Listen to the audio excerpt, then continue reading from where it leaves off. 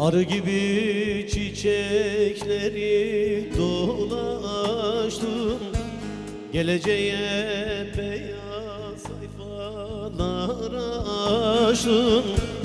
Arı gibi çiçekleri dolaştım, geleceğe beyaz sayfalar açtım.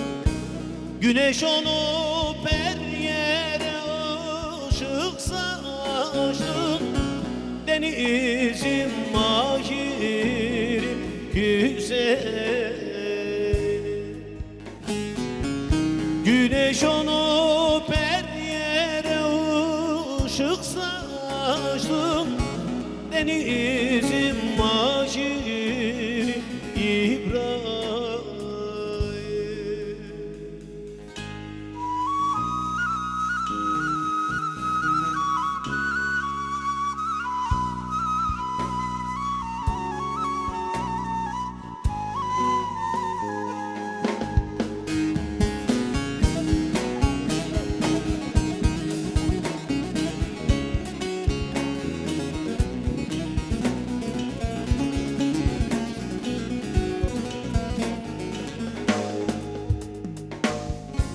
Yetim hakkı, garip hakkı yememiş, zalimin zulmüne boyun eğmemiş.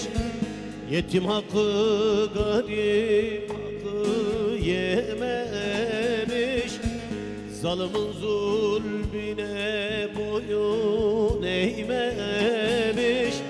Tek suçu var, tüm halkları çok sevmiş, denizim mahirim inan.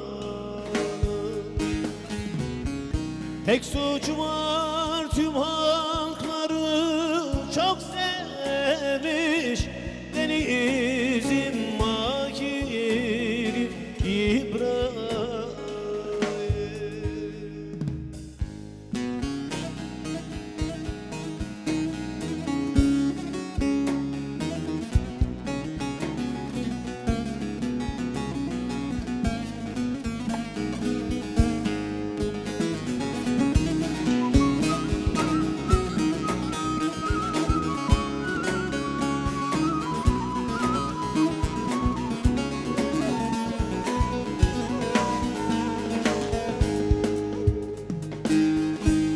Aşık Cemil size inanıyorum,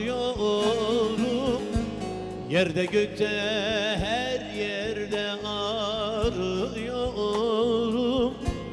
Aşık Cemil size inanıyorum, yerde gökte her yerde arıyorum. Sizi Pir Sultan'a sanıyorum, denizim mahirim güzel.